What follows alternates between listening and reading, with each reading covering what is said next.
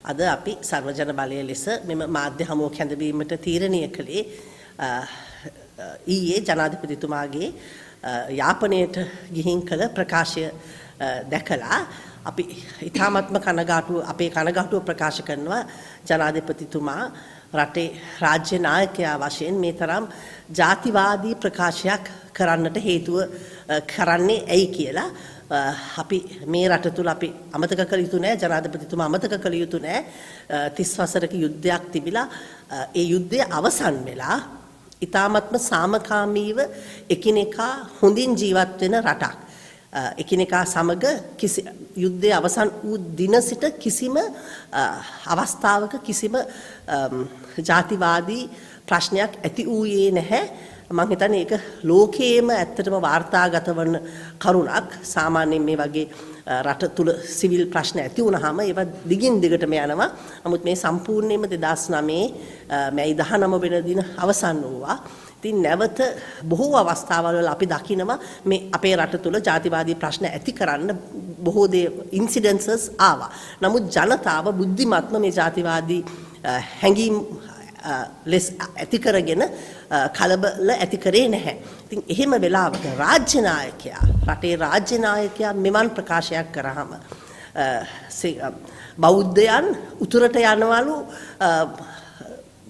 බොහෝ පූජනීය ස්ථාන අනුරාධපුරයේ පූජනීය ස්ථාන පහු කරගෙන රුවන්වැලිසෑය ශ්‍රී මහා බෝධිය පහු කරගෙන උතුරට යනවලු උතුරෙහි තියෙන පූජනීය ස්ථාන වැඳ පුදා ගැනීමට. ඒ තමයි බෞද්ධයන්ගේ කාර්යභාරය. බෞද්ධයා සිල් ගන්නට ඔවුන්ට කැමති තැනක් තෝරා ගන්නවා. ඒ අපේ සભ્યත්වයේ ඉතිහාසය පුරාම අපේ සભ્યත්වයේ තුල ගැබ් වෙලා තියෙන දෙයක්.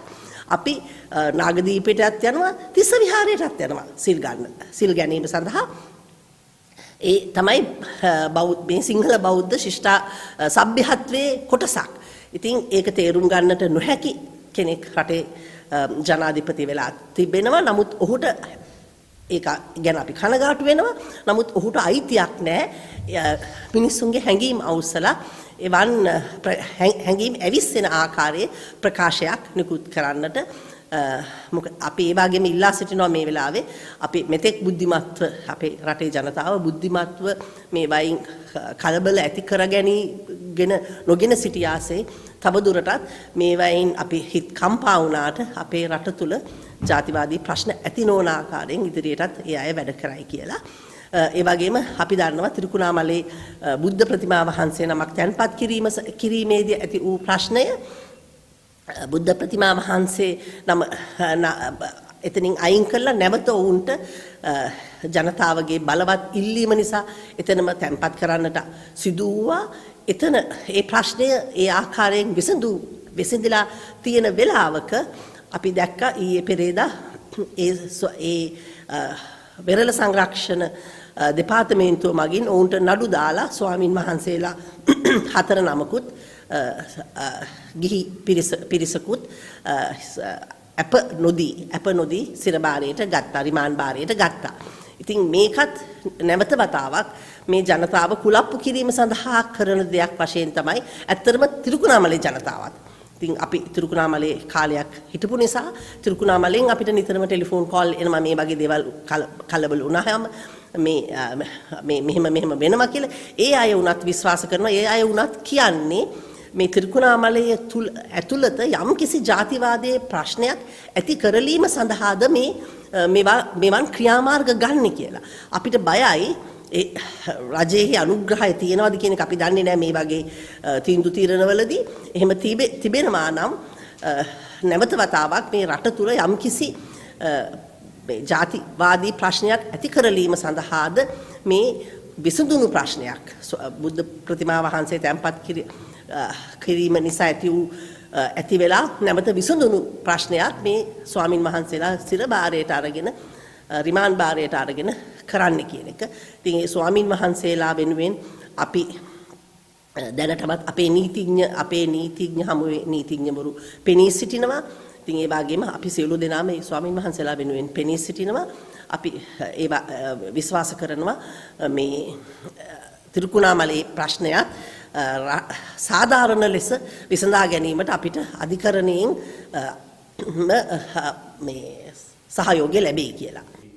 යාපනයේදී සිදු කළ ප්‍රකාශය සර්වජන බලය හැටියට අපි විමතියටපත් වෙනවා, ඒ වගේම කනගාටුවටපත් වෙනවා. විශේෂයෙන්ම මේ කතාව නිසා අනුශාංගික වශයෙන් විවිධ ප්‍රශ්න මතුවෙන්න පුළුවන්. ඒ පිළිබඳව යම්කිසි අවධානයක් යොමු කරන්නත් බලාපොරොත්තු වෙනවා. කිසිසේත්ම බෞද්ධ ජනතාව පොයේ දවසට සිල් ගන්නේ වෛරය පතුරවන්න නෙමෙයි. එහෙමනම් එතුමා බෞද්ධ කියන වචනේ හෝ බෞද්ධ ජනතාව පිළිබඳ නොදැනුවත්කමකින් තමයි ඒක කරලා තියෙන්නේ. අපි සිල් සමාදන් වෙන්නෙම රාග, ద్వේෂ, මෝහ නැති කරගන්න. ඒ වගේම තමයි දකුණේ ජනතාව උතුරු පළාතේ සංචාරය කරන්නේ, වන්දනාමාන කටයුතු කරන්නේ වෙන යන්න තැනක් නැති නිසා නෙමෙයි, එහි ඔවුන්ගේ උරුමය තියෙන නිසා. ඔවුන් වැඳ පුදා ගන්න පුදුවිම් තියෙන නිසා. ගෞතම බුදුරජාණන් වහන්සේ වැඩම කරපු නාගදීපේ තියෙන නිසා. සංඝමිත්තා තෙරණිය ජයශ්‍රී මහා බෝධින් වහන්සේ දමකොළ පටුවට වැඩම කරපු නිසා. ඒ වගේම දළදා වහන්සේ මඩුකන්ද විහාරේ තැන්පත් කරපු ඒ දළදා මාලිගාව වවුනියාවේ මඩුකන්දේ තියෙන නිසා.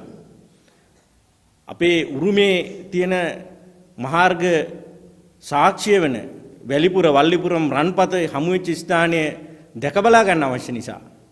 අපේ මහා අට කතාව, කුරුන්දි අට කතාව ලියවුණු කුරුන්දි රජමහා විහාරයේ මුලතිව් වල තියෙන නිසා ඒවා දැක බලා ගන්න, හිත පහද ගන්න, රාග ద్వේෂ මොහ යටපත් කරන්න තමයි බෞද්ධ ජනතාව ඒ ප්‍රදේශවල සංචාරය කරන්නේ. ඒ වගේම තමයි ජනාධිපතිතුමා මම හිතන්නේ මේ කරපු කතාවෙන් නොකිය කියන්නේ, උත්සාහ දරන්නේ උතුර පළාත එක් ජන කොටසකට පමණක් අයිති ඔවුන් එහි වැඩ බලාගත්ත දෙයින් අපි එහි යන්න ඕනේ නැහැ, අපේ වැඩ අපි දකුණේ බලාගමු වගේ කතාවක් තමයි මේ අවසාන වශයෙන් කියන්නේ. යාපන විශ්වවිද්‍යාලයේ ඉතිහාස අධ්‍යයන අංශයේ පළවෙනි මහාචාර්යවරයා වෙච්ච කාර්තිකේසු ඉන්ද්‍රපාල එතුමා කියනවා අනුරාධපුර සහ පොළොන්නරු රාජධානි දෙක බිඳ වැටෙන තෙක් යාපනයේ ප්‍රදේශයේ මේ ශිෂ්ටාචාරයේ සભ્યත්වයේ සංස්කෘතිය ගොඩනැංගුවේ සිංහල ජනතාව. ඔවුන්ගේ උරුමය තමයි මේ ප්‍රදේශවල තියෙන්නේ. අදටත් යාපනයේ අර්ධද්වීපේ ගත්තොත් එහෙම හමු වෙලා තියෙන සමස්ත පුරාවස්තු වලින් උතුරු පළාතේ දිස්ත්‍රික්ක පහේම හම්බෙලා තියෙන පුරාවස්තු වලින් 90%කට වැඩිය බෞද්ධ ජනතාවට උරුමයක් තියෙනවා. ඉතින් ඒව වැඳ පුදා ගන්න එක, ඒව ආරක්ෂා කරගන්න එක අපේ වගකීමක්. ඉතින් මේ ප්‍රකාශය නිසා සිදුවෙන්නේ දකුණෙන් උතුරට යන ජනතාව කෙරෙහි වෛරී සහගත හැඟීමක් දෙමළ ජනතාවගේ ඇති වෙනවා. ඒ වගේම මේ පුරාවස්තු වලට තර්ජනයක් ඇති වෙනවා. ඒ වගේම ඊටාම අපහසුවෙන් තමයි අපේ ගෞරවනීය ස්වාමින් වහන්සේලා ඒ ප්‍රදේශවල ඒ පුරාවස්තු ආරක්ෂා කරගෙන, පුදුබිම් ආරක්ෂා කරගෙන ඒ සිද්ධාස්ථානවල ඉන්නේ. ඉතින් උන්වහන්සේලාට තර්ජනයක් ඇති වෙනවා. ඒක නිසා මම හිතන්නේ ජනාධිපතිතුමා ඇත්තටම කරන්න තිබුණේ යාපනයට ගිහිල්ලා අපේ පුරාවස්තු මොනවද, ඒවට වෙන හානිය මොනවද කියලා ඒවා ආරක්ෂා කරන්න කටයුතු කරන එක. ඒ වගේම උතුරු පළාතේ ඉමහත් දුෂ්කරතා මැද්ද අපේ උරුමය ආරක්ෂා කරන්න කැප වෙලා කටයුතු කරන තරුණ අපේ ස්වාමින් වහන්සේලාට තියෙන අඩුපාඩු මොනවද කියලා හොයලා බලලා ඒ පහසුකම් සැපීම. ඒ වෙනුවට අද කරේ රටේ නායකයා හැටියට එතුමා වෛරය වපුරන මේ ජනතාව ඈත් වෙන ප්‍රකාශයක් සිදු කිරීම. එහි අනිත් පැත්ත ගත්තොත් එහෙම දැන් මේ ප්‍රදේශවල ඉන්න ජනතාව හිතුවොත් එහෙම අපිට උතුරට යන්න බැයි නම් උතුරේ අය මොකටද මෙහෙ එන්නේ කියලා. සිද්ධාස්ථාන කීයක් පහු කරගෙනද උතුරේ ජනතාව කතරගමට එන්නේ කියලා හිතුවොත් එහෙම. ඒ වගේම අනිත් පැත්තට අපේ කතෝලික ජනතාව මඩුපල්ලි යන්නේ පල්ලි කීයක් පහු කරගෙනද කියලා හිතුවොත් එහෙම. මේ වගේ තර්කයකට ගියොත් එහෙම අවසානයේ මහා කලබලයක් ජංජාලයක් තමයි ඇති වෙන්නේ. ඒක නිසා මම හිතන්නේ එතුමා මේ ප්‍රකාශ කරන්නේ නැත්තේ තිස්ස විහාරයට පෝය දවසට දකුණේ ජනතාව සිල් සමාදන් වෙන්න යන නිසා. ඒ ජනතාව යන්නෙම ඒක උරුමයක් තියෙන නිසා සහ ඒ උරුමයට තර්ජනයක් ලක් වෙලා තියෙන නිසා. ඒක නිසා අපි ජනාධිපතිතුමාගෙන් කාරුණිකව ඉල්ලනවා මේ පිළිබඳව අපක්ෂපාතී පරීක්ෂණයක් කරලා තිස්ස විහාරයට අයිති ඉඩම් ටික ඒ විහාරස්ථානය සඳහා ලබා දීලා ඒ ජාතිවාදී ලෙස කටයුතු කරන උතුරේ ඉන්න දේශපාලඥයන්ගේ ඒ නීතිමය ක්‍රියාමාර්ග අවශ්‍ය විදිහට කරලා ඒ උරුමය ඒ ගෞරවනීය ස්වාමීන් වහන්සේට ලබා දෙන්න කියලා. විශේෂයෙන්ම අපි කනගාටු වෙනවා තිස්ස විහාරේ නායක හාමුදුරු ඉස්සරහා තියාගෙන තමයි අධිකෘත ජනාධිපතිතුමා මේ ප්‍රකාශය සිද්ධ කළේ. උන්වහන්සේ කතරම් අපහසුතාවටපත් වෙන්නේ නැද්ද? ඒ වගේම ආපහු පොයේ දවසට දකුණු ජනතාව උතුරට යන්න, සීල් සමාදන් වෙන්න යන්න කතරම් බිය වෙයිද? නිසා මේ පිළිබඳව අපි හිතනවා ජනාධිපතිතුමා නැවත වතාවක් පැහැදිලි කිරීමක් කරයි කියලා, එතුමාගෙන් සිදුවෙච්ච වරද නිවැරදි කිරීමට කටයුතු කරයි කියලා.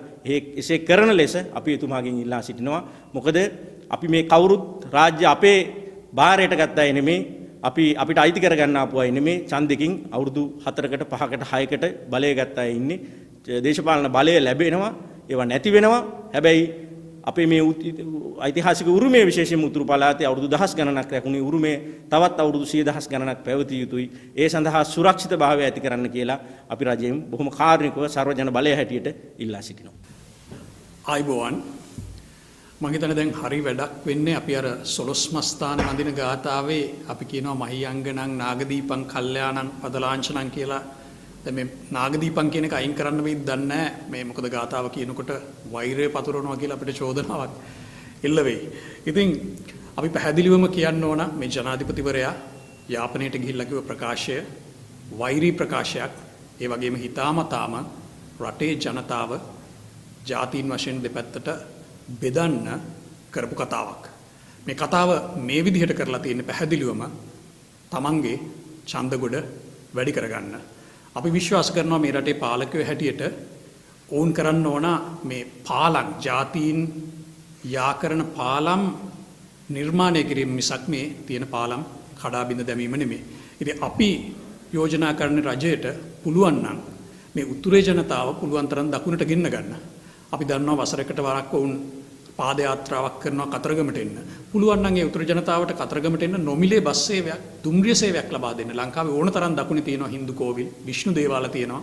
ඉතින් ඕන්ව ගෙන්නන්න මාතරට උන්ට එන්න ඒ අවස්ථාව ලබා දෙන්න ඇවිල්ලා අපේ මූදු වෙරළ නාලා, කෑම් වේලක් කාලා යන්න අවස්ථාව දෙන්න. අන්න එහෙමයි මේ රටේ ජාතික සමගිය ඇති කරන්න ඕන. එහෙම නැතුව මේ විදිහට ජාතීන් විදිහට මිනිස්සු බෙදලා ජාතීන් අතර වෛරය ඇති කරලා නෙමෙයි. ඒ වගේම අපි මේ පහුගිය කාලේ ඇත්තටම අපි දැක්කා මේ රජයට සම්බන්ධ සමාජ මාධ්‍ය වලින් ඊටාම නරක විදිහට අපේ රටේ ස්වාමින් වහන්සේලාට සහ බෞද්ධ සංස්කෘතියට අපහාස උපහාස කරනවා. නමුත් අපි දැන් මේක දකිනවා මේ රජයේ දේශපාලනඥයින්ම ප්‍රසිද්ධ වේදිකාවල කිසිම බයක් නැතුව අපේ නායක ස්වාමින් වහන්සේලාට පවා ඊටාම නරක වචනෙන් ආමන්ත්‍රණය කරන හැටි.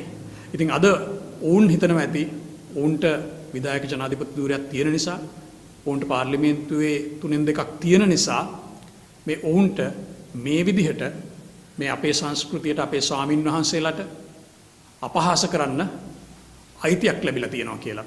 ඉතින් අපි තරයේ හෙලා දකිනවා මේ